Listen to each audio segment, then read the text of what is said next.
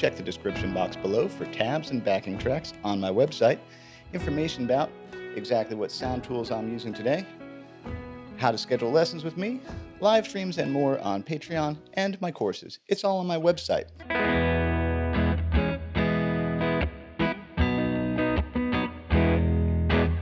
All right, we'll learn this little arrangement, but the point of this, just so you know, is it's really helpful to learn simple gospel melodies, folk song melodies, nursery rhymes, all of these things that have been with us for a really long time that are kind of really part of our DNA, and see if we can ear train them out, make them come out of our fingers. I feel like that really helps with the upstairs downstairs connection that is ultimately, that's what we're looking for when we're trying to improvise successfully, get the sounds in our head to come out on the fretboard. So let's look at this one first, and then we'll talk more about some other homework assignments.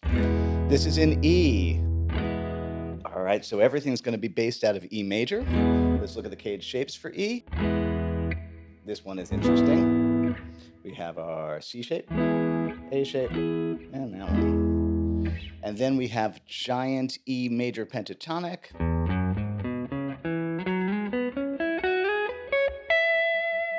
You could call that the diagonal version if you want.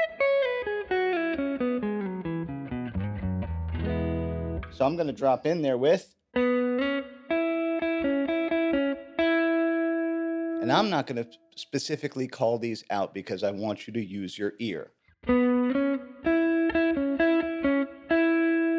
Now I will tell you, I do play a B chord right here. I'm not going to tell you what that is.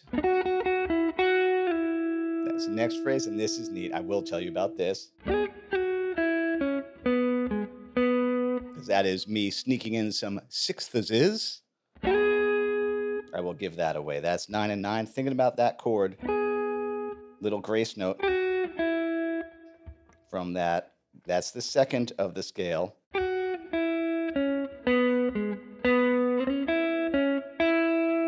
Let me show you that lick again.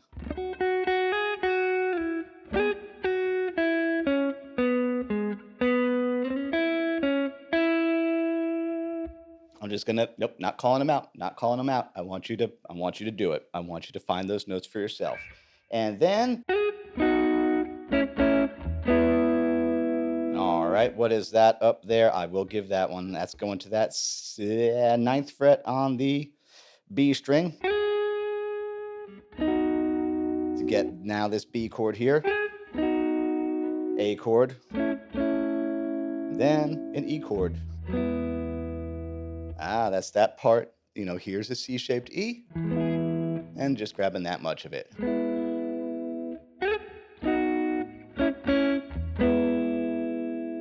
So pretty. I mean, again, these melodies are great to work on because they're so pretty. All right, and then we have kind of the second half. That's off of the B chord. I love this. That's, yeah, definitely the most soulful part of this. There's my E, 999. I'm getting that note there, not telling what it is. And I dig in just a little bit on that little bend there. Woo!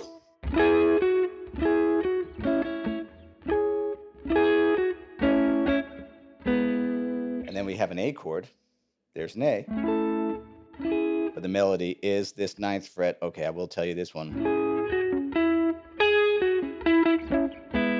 That is 1199.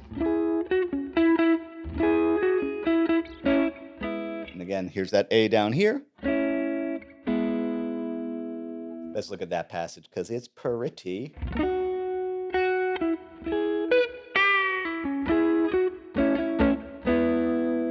Slower to be a good guitar teacher.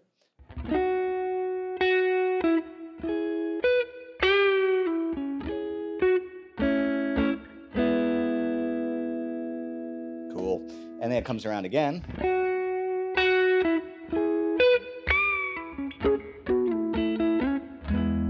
So it's similar. And then I transcribed this from the "Oh Brother, Where Art Thou" soundtrack. Look at me, of course, that's what I was gonna transcribe it from. So yeah, that's I hear Gillian down there. I hear Gilly. I heard her coming in there a fifth below. Who's is it? Alison Krauss doing the main vocal on that? Yeah, Gillian Welch, man, one of the greatest of all time for sure. So it's interesting. Oh, 11, 13. Parallel thirds and parallel fifths in music school. They'd say not to do that. What do they know anyway? Berkeley Schmerkley. Okay, what am I talking about? All right. Yeah. Yeah, you're just backing that one step down, and then an E. Oh, 11, 9, 9. Oh, wait, so yeah. Don't forget that little tone there.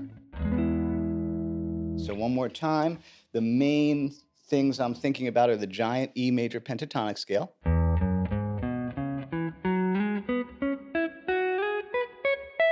AKA the Ronnie Wood scale. I mean, or the diagonal pentatonic, the Dickie Betts scale. I don't know, I love the diagonal pentatonics, but really, it's also connected to chord shapes.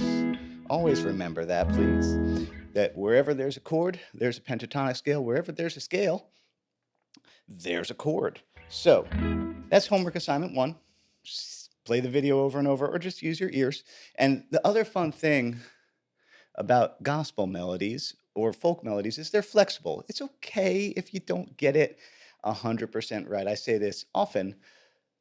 93% accuracy is what I aim for. I don't expect perfection from myself. That's just too hard. Now, other things that might be cool to do while we're in E major pentatonic. Let's see. Oh, Amazing Grace. I'll just play it and then you can watch it, but I'm not going to tell you too much more than that.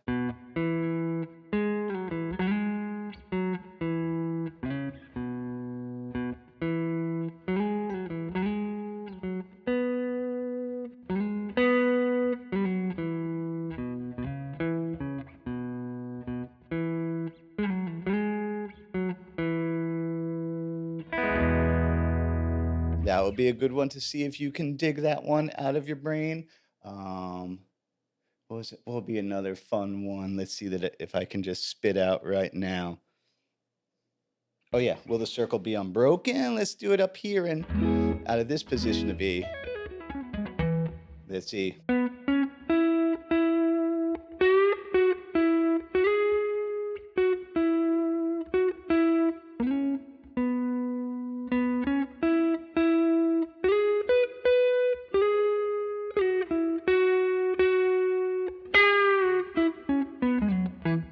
But like you want to really humble yourself?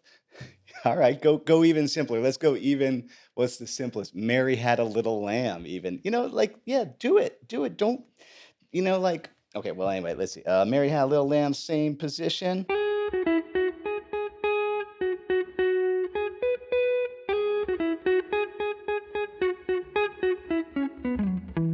Lower.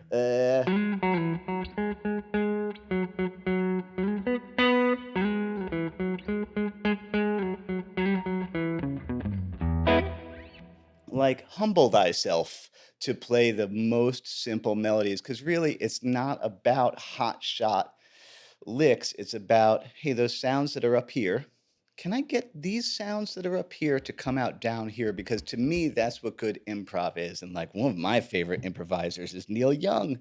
Because you know what? He doesn't take a lot of face melting solos. Honestly, a lot of his solos are, they're fine. But what you can hear when he's playing is he's like, boy, I really like the way my guitar sounds with this wall of amps and my, Bigsby, and I'm just having a good time. I'm just real relaxed, just floating across, doing what I feel like doing, not putting so much pressure on ourselves to play just the coolest, slickest lick that's never been heard before. Nah.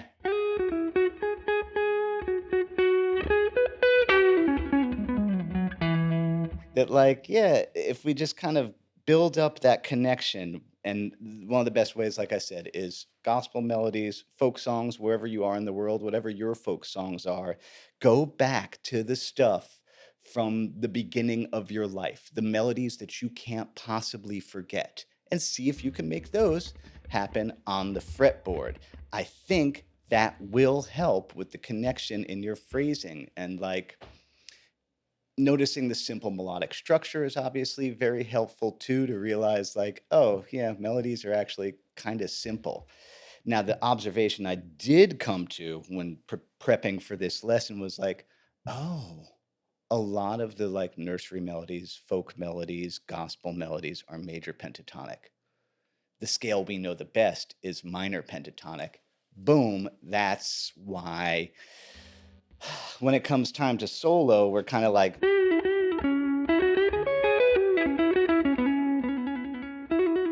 wangly dangly wiggledy piggledy.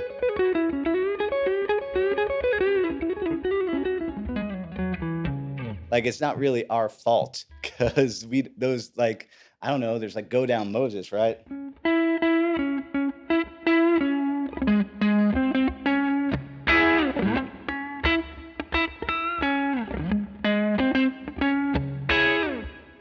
That's pretty much minor pentatonic, although already there's a harmonic minor note in there. The let my people go. And like, yeah, it was actually, yeah, well, you might go ahead in the comments, hit me up, let me know, like, iconic, extremely memorable minor pentatonic melodies. I mean, there's the, you know, yeah, yeah, yeah, yeah, yeah, yeah, yeah, yeah, yeah, yeah. There's that one, but I was struggling to try and tie those together. So I recognize it's a little bit of a disconnect, because I'm like, okay, work on major pentatonic a lot and kind of hope that it helps your minor pentatonic phrasing. I know it will, because it does help with the you know, the upstairs downstairs connection with everything, which that to me is what improv is about, the spontaneous creation of a melody, not, at least for me, subjectively, it's not as much this lick that I got connecting to this lick that I got connecting to this lick that I got, like a very much constructed thing. I only have like 2 licks I use a lot. That West Montgomery thing, and then the Dickie Betts. Like, those are the 2 licks that, like, if I don't know what to do, that I'll throw. Everything else is just trying to find a nice melody.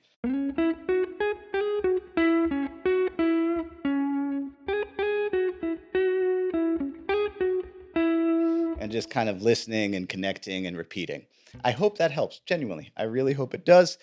If you enjoy my work, please like, subscribe, share. That costs you nothing and helps people like me out immensely who work this gig. One more time around how my business works. You can book lessons with me, live streams, charts, backing tracks. That stuff goes up on Patreon. I also make deep dive courses. It's all on my website. As Bill and Ted would say, be excellent to each other. That includes yourself. Happy Friday. Eat pizza.